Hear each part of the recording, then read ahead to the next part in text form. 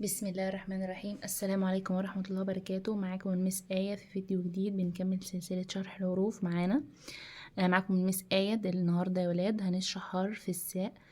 ماشي، هنشرح حرف الساء مع بعض بطريقة سهلة وجميلة، وإن شاء الله مش هنطول في الحرف ده أبدا. وعايزاكم مش تنسوا اللايك والاشتراك عشان إن شاء الله هنكمل سلسلة شرح الحروف كاملا بإذن الله. يلا دلوقتي يا ولاد هنقرأ حروف الهجاء زي ما احنا متعودين. قبل ما بنخش على الحرف الجديد بنقرأ حروف الهجاء مع بعض. يلا بسم الله الرحمن الرحيم. يلا مع بعض يا حلوين، يلا نقرأ سوا.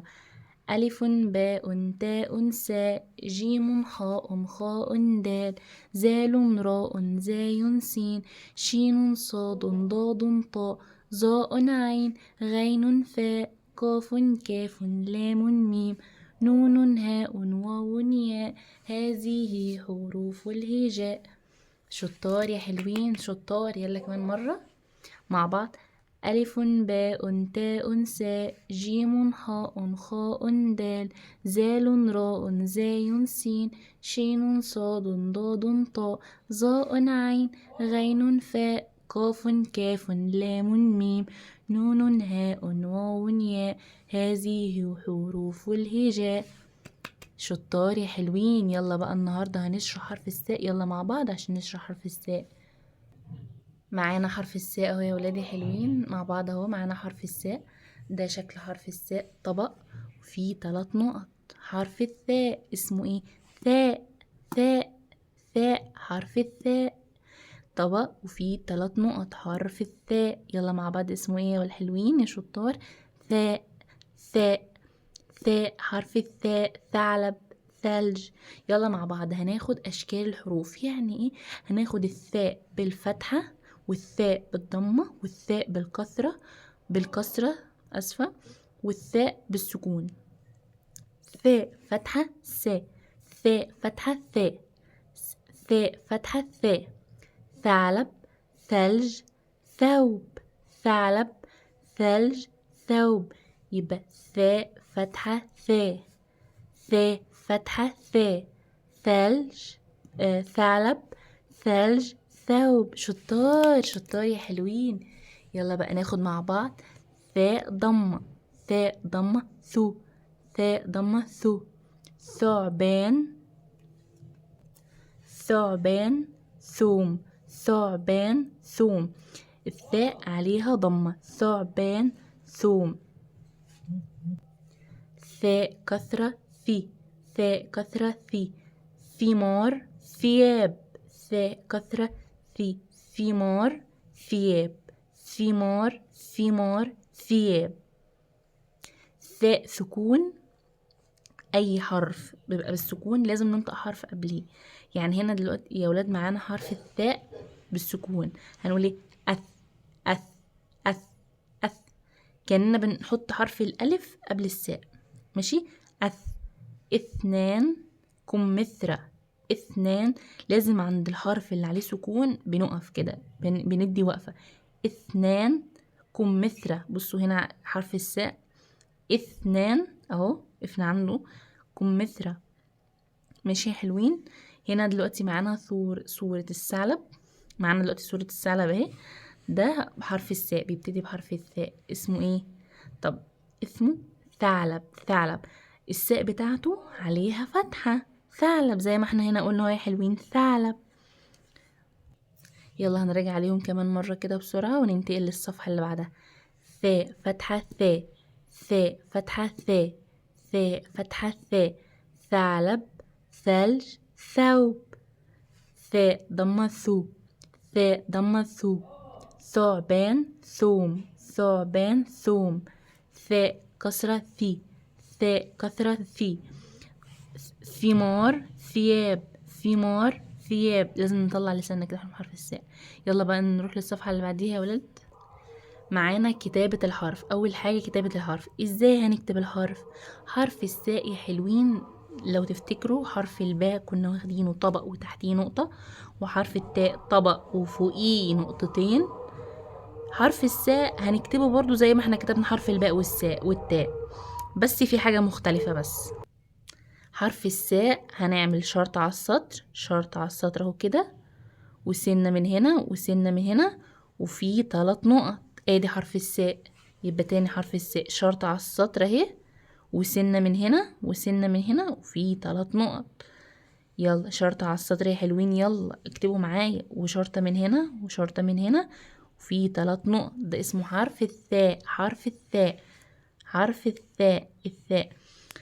هناخد الثاء في أول الكلمة، والثاء وفي وسط الكلمة، والثاء في آخر الكلمة. الثاء في أول الكلمة بتبقى عاملة ازاي؟ تعالوا نشوف. يعني الثاء شكلها في أول الكلمة بتبقى عاملة كده، ماشي؟ زي كلمة ايه؟ ثور، ثلج. ثور وثلج. دي كده الثاء في أول الكلمة. شطار يا حلوين. يبقى زي كلمة ايه؟ ثور وثلج. طب الثاء في وسط الكلمة. في وسط الكلمة الثاء بتبقى عاملة كده، الثاء كده، وفي شرطة كده وشرطة كده. ليه؟ قبليها حرف ماسك فيها وبعديها حرف ماسك فيها زي ما احنا متعودين. زي كلمة ايه؟ كمثرى. كمثرى. زي كلمة كمثرى. ماشي يا حلوين؟ حرف الثاء اهو في النص، ماشي؟ قبليه ماسك في الميم وبعديه ماسك في الر. في وسط الكلمة يعني في نص الكلمة، قبليه حرف وبعديه حرف. ده حرف الثاء في وسط الكلمة. طب حرف الثاء في آخر الكلمة. حرف الثاء في آخر الكلمة ليه شكلين. الشكل الأولاني، الثاء في آخر الكلمة ليها شكلين، الثاء ديت والثاء ديت. الثاء ديت لو قبليها ماسك فيها حرف، لو الثاء قبليها ماسك حرف. طب والثاء ديت، لو الثاء ديت لو قبليها مفيش حرف لازق فيها. زي كلمة ايه؟ ثلث. ثلث. كلمة ثلث ديت هنا الثاء لازق فيها حرف، لكن الثاء مش لوحدها. الثاء قلنا لوحدها هناخدها في فيديو لوحده كده. لو يعني الحرف بيبقى لوحده مش ماسك في حاجه، لو قبليه ر واو مثلا كده. اما اللام عادي بيلزق في الحرف اللي قبليه.